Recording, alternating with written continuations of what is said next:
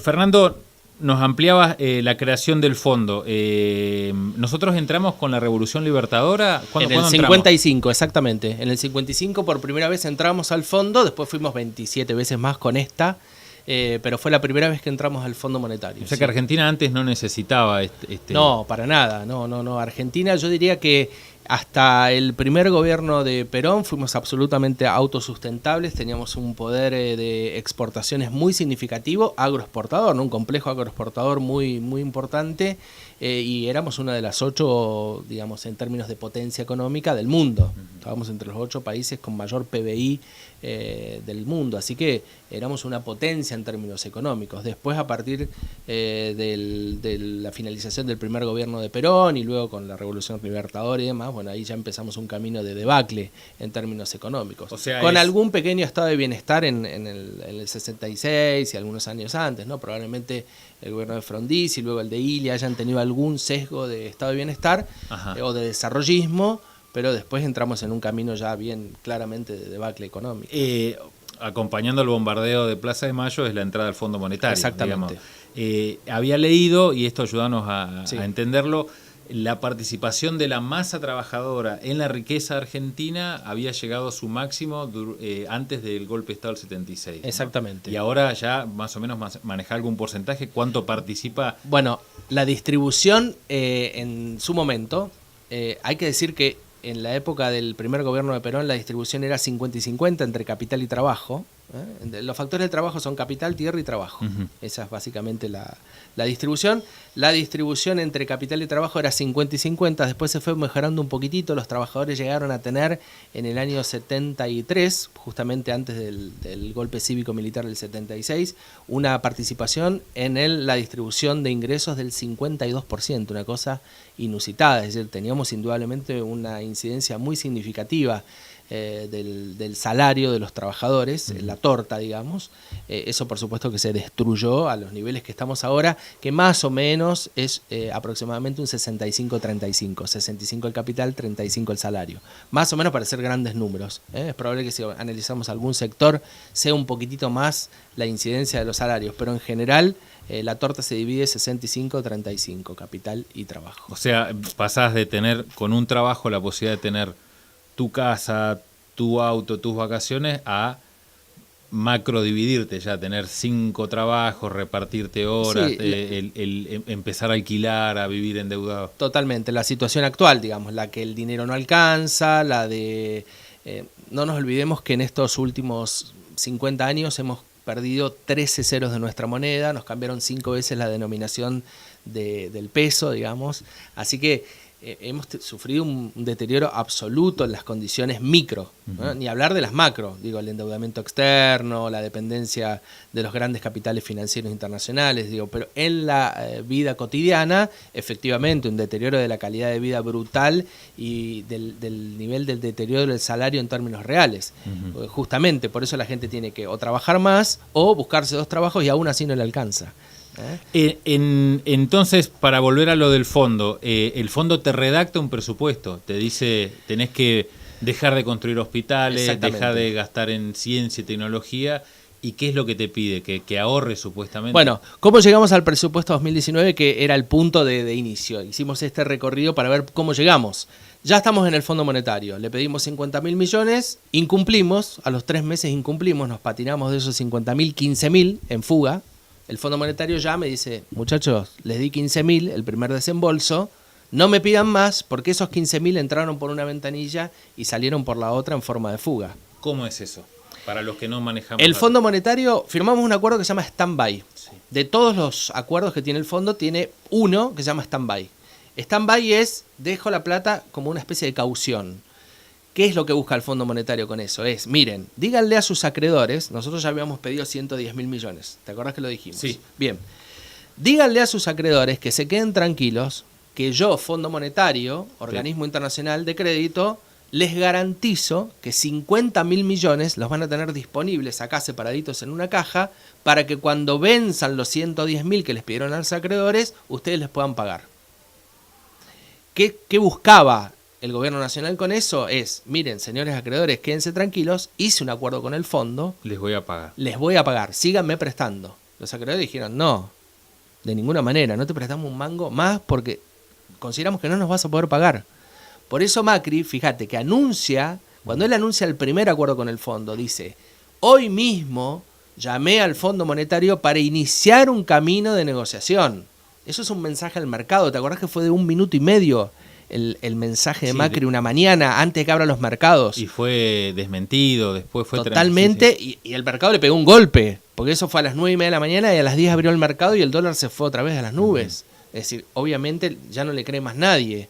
El mercado, digo, no le cree, ¿no? Los inversores. Sí, no genera ninguna confianza para nada. Estamos hablando de su clase política, totalmente, ¿no? Obviamente. Entonces, ese es el acuerdo del Fondo Monetario, stand-by. De los 50.000, el Fondo Monetario efectivamente hace un desembolso de 15.000 millones el 22 de junio de 2018. Firmado el acuerdo, le manda 15.000 millones de dólares al Tesoro de la Argentina, de los cuales 7.500 van al Banco Central para intervenir en la plaza porque el dólar se iba a las nubes, vender para que el precio baje, y 7.500 al Tesoro Nacional supuestamente para financiar el gasto público. Que era Caputo el presidente del Banco Central en ese momento, porque se había ido el anterior presidente del Banco Central, Sturzenegger, obviamente porque dijo la inflación va a ser del 15 y ya estábamos en el 30, el dólar va a quedar en 23 y ya estábamos en 40, es decir, equivoca todos los pronósticos de política monetaria, queda Caputo, y de los 15.000 millones que llegan el 22 de junio, en prácticamente 15 días, 2 semanas, esos 15.000 salen en forma de fuga de capitales. El fondo dice, escúchame, te di 15.000 por esta ventanilla y al 15 días te patinaste 15.000 por esta otra ventanilla.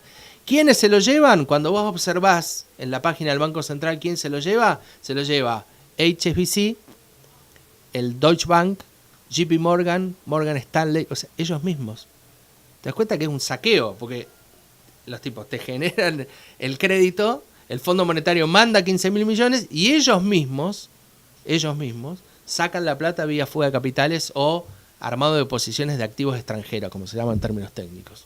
No es ni más ni menos que una fuga de capital. El JP Morgan es uno de los principales. Después me decías el Deutsche Bank y... HSBC. Sí, entre otros, por supuesto. Hay un montón de bancos y empresas. Sí, que por ahí nunca lo conoceremos, pero es real, digamos, que una operación armada por la propia banca y que les sale fantástico. Sin ningún lugar a dudas. Pero ahí volvés a pedir otro... Pero aparte se la llevan, en ese momento se llevaban a un dólar de 20 pesos, de 22, de 24, en el peor de los casos. Y la devaluación posterior terminó con el dólar en 42. Ahora bajó a 38, pero ¿te acordás que tuvimos un pico de dólar de 42 mangos? Con lo cual era brutal, digamos. Me saco dólares a 24 y en 15 días lo tengo en 40. Era una ganancia en dólares exorbitante, no existe en ningún lugar del mundo.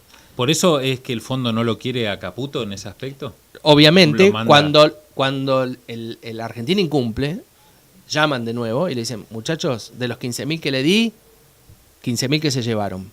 Ahora me están pidiendo el adelantamiento. Acordate que el segundo discurso de Macri es, ya pedí el adelantamiento de los desembolsos del año 2019. O sea, adelántenme los 35.000 que faltan. ¿Está? El Fondo Monetario le dice, te los voy a adelantar, pero sacame a Caputo, porque Caputo está atendiendo de este lado del mostrador y llama a sus amigos del JP Morgan para que retiren los fondos. Entonces, sacame a Caputo, y ahí es donde entra Sandleris. Entonces, el Fondo Monetario dice, bárbaro, no solo 50, te voy a ampliar a 57 y te voy a hacer un adelantamiento de los desembolsos del año 2019 para garantizarte tu reelección. Porque el Fondo Monetario dice, no vas a hacer cosa que vuelva una expresión populista a la Argentina y no nos paguen. Porque obviamente es impagable. Entonces cualquier persona que asuma la magistratura de este país el año que viene, que no sea Macri, le va a decir al Fondo Monetario, muchachos, esto es impagable. Te puedo dar vuelta el concepto, incluso, sí. Pero ¿es real de que incluso el propio Macri tampoco pueda pagarlo? Es absolutamente posible que no pueda pagarlo. Es como una tapa de la revista Barcelona, digamos. Votemos el presupuesto porque el país se va al tacho, pero el presupuesto nos lleva al tacho. Bueno, igual. Esa es una... Es sin ningún lugar a dudas. Ahora, viene la parte del presupuesto. Llegamos finalmente.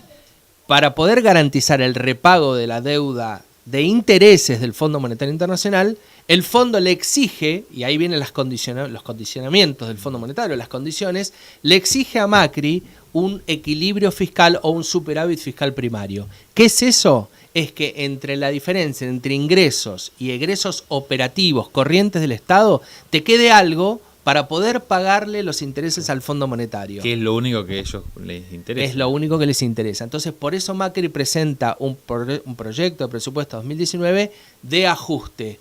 ¿Es de ajuste? Sí, claro que es de ajuste, porque disminuye en ingresos y egresos, hace lo que se llama un efecto pinza o de doble entrada. Aumenta los impuestos que había dicho que iba a bajar, por ejemplo, bienes personales.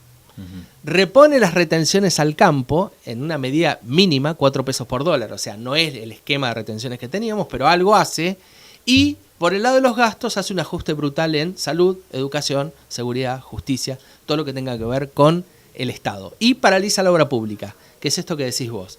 Se terminaron los jardines de infantes, esos famosos 3.000 jardines de infantes, no hay más jardín de infante. Chau el fondo sojero, eliminó el fondo sojero. ¿Qué era el fondo sojero? Distribuía con las provincias y los municipios fondos que provenían de la retención de la soja. Claro. ¿Y qué hacían los municipios con ese dinero y las provincias? Obra pública. Entonces, chau, obra pública. Paraliza la obra pública, no hay forma de hacerla. Dice, lo vamos a hacer con las PPP, que es esa famosa, el programa de participación privada. Es decir, le dice a los privados, vengan y hagan la obra pública ustedes. ¿Qué obra pública van a hacer si están todos con los cuadernos? O sea, los tiene apretados con la justicia. Entonces, los empresarios dicen, no, pará, yo no hago ninguna obra pública acá, si vos me tenés, Bonadío me tiene la cabeza casi cortada. Entonces, te das cuenta como es una encerrona. No hay ninguna forma de desarrollar ninguna obra pública. Entonces, el presupuesto, en definitiva, es un presupuesto de ajuste que lo único que busca es garantizar el repago de los intereses de la deuda externa. 500.000 millones de pesos presupuestados para el año próximo para pagar intereses de la deuda externa, entre ellos los compromisos con el fondo. Ahí entra la mano militar, digamos.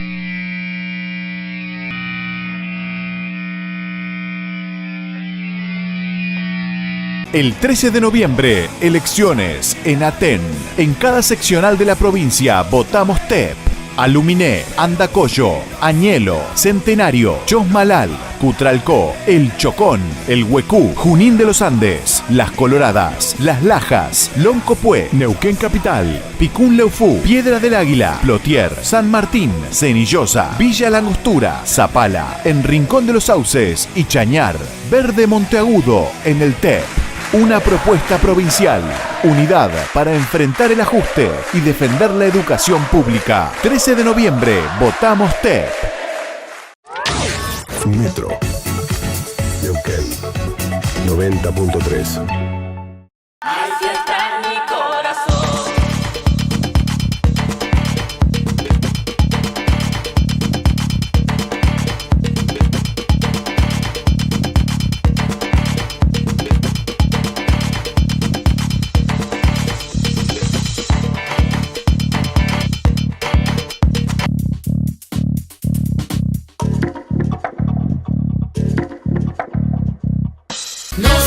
Ni obediente, mujer fuerte, insurgente, independiente y valiente, romper la cadena de lo indiferente, no pasiva ni oprimida, mujer linda que das